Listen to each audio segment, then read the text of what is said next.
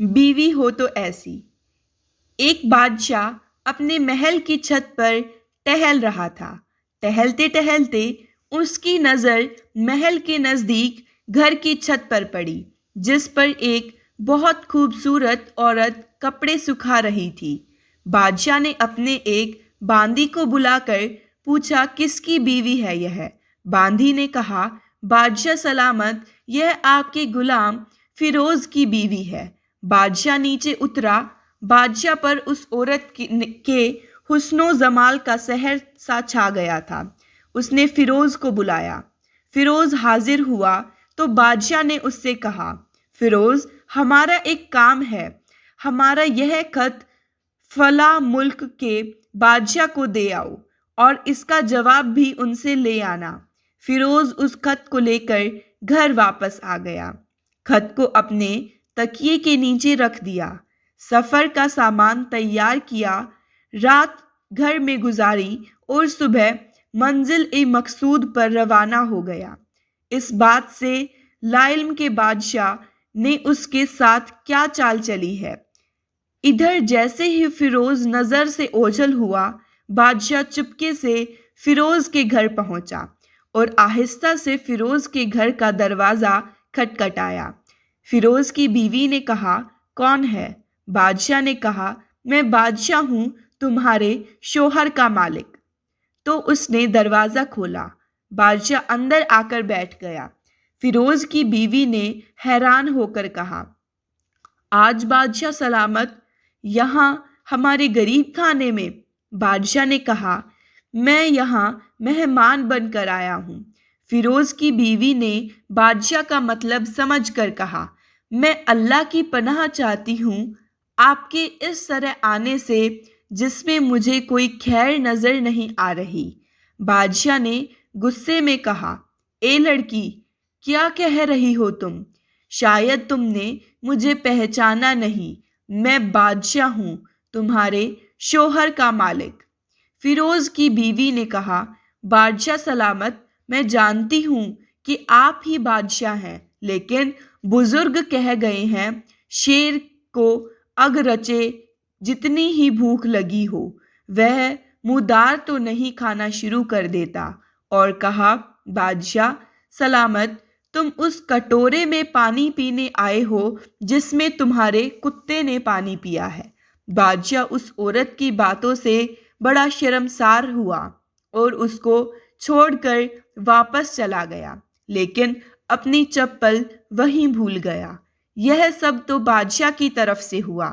اب فیروز کو آدھے راستے میں یاد آیا کہ جو خط بادشاہ نے اسے دیا تھا وہ تو گھر پر ہی چھوڑ آیا ہے۔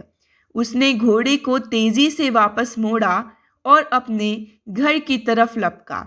فیروز اپنے گھر پہنچا تو تکیے کے نیچے سے خط نکالتے وقت اس کی نظر پلنگ کے نیچے پڑے بادشاہ کے نالین پر پڑی، جو وہ جلدی میں بھول گیا تھا۔ فیروز کا سر چکرا کر رہ گیا اور وہ سمجھ گیا کہ بادشاہ نے اسے سفر پر صرف اس لیے بھیجا تاکہ وہ اپنا مطلب پورا کر سکے۔ فیروز کسی کو کچھ بتائے بغیر چپ چاپ گھر سے نکلا۔ خط لے کر وہ چل پڑا اور کام ختم کرنے کے بعد بادشاہ کے پاس آیا تو بادشاہ نے اسے انعام کے طور پر 100 دینار دیے۔ فیروز دینار لے کر بازار گیا اور عورت کے استعمال کے قیمتی کپڑے اور کچھ تحائف بھی خرید لیے۔ گھر پہنچ کر بیوی کو سلام کیا اور کہا، چلو تمہارے مائکے چلتے ہیں۔ بیوی نے پوچھا، یہ کیا ہے؟ کہا، بادشاہ نے انعام دیا ہے اور میں چاہتا ہوں کہ تم یہ پہن کر اپنے گھر والوں کو بھی دکھاؤ۔ بیوی جیسے آپ چاہے بیوی تیار ہوئی اور اپنے والدین کے گھر اپنے شوہر کے ساتھ روانہ ہوئے۔ داماد اور بیٹی اور ان کے لائے گئے تحائف کو دیکھ کر وہ لوگ بہت خوش ہوئے۔ فیروز بیوی کو چھوڑ کر واپس آ گیا۔ 1 مہینہ گزرنے کے باوجود نہ بیوی کا پوچھا اور نہ اس کو واپس بلایا۔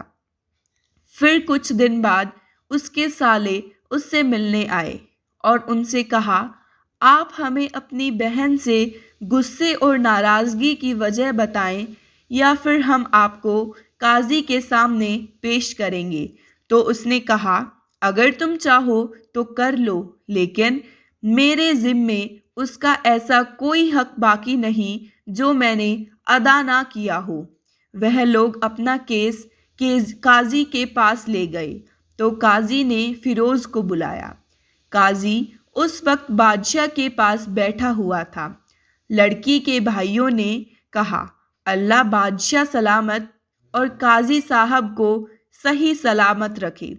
قاضی صاحب، ہم نے ایک سرسبز باغ، درخت پھلوں سے بھرے ہوئے اور ساتھ میں میٹھے پانی کا کنواں اس شخص کے حوالے میں دیا تھا، تو اس شخص نے ہمارا باغ اجاڑ دیا اور سارے پھل کھا لیے، درخت کاٹ دیے اور کنویں کو خراب کر کے بند کر دیا۔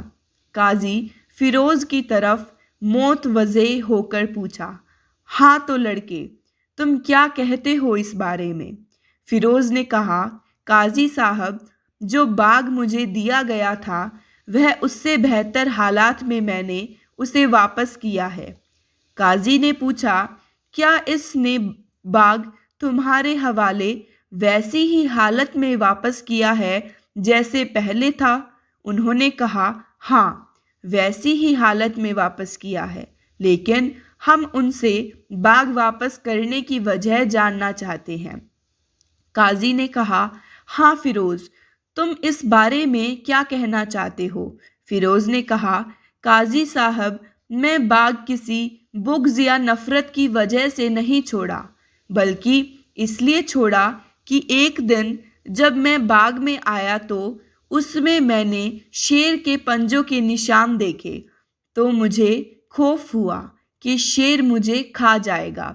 اس لیے شیر کے اکرام کی وجہ سے میں نے باغ میں جانا بند کر دیا۔ بادشاہ جو ٹیک لگائے ہوئے یہ سب کچھ سن رہا تھا، اٹھ کر بیٹھ گیا اور کہا، فیروز، اپنے باغ کی طرف امن اور مطمئن ہو کر جاؤ۔ اللہ کی قسم، اس میں کوئی شک نہیں کہ شیر تمہارے باغ آیا تھا، لیکن وہ وہاں پر نہ تو کوئی اثر چھوڑ سکا، نہ کوئی پتا توڑ سکا اور نہ ہی کوئی پھل کھا سکا۔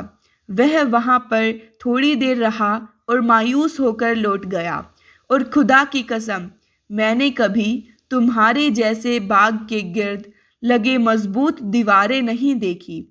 فیروز اپنے گھر لوٹ آیا اور اپنی بیوی کو بھی واپس لیا۔ نہ تو قاضی کو پتہ چلا اور نہ ہی کسی اور کو کہ ماجرا کیا ہے۔ کیا خوب بہتر ہے اپنے اہل و عیال کے راز کو چھپانا کہ لوگوں کو پتہ نہ چلے، اپنے گھروں کے بھید کسی پر ظاہر نہ ہونے دے۔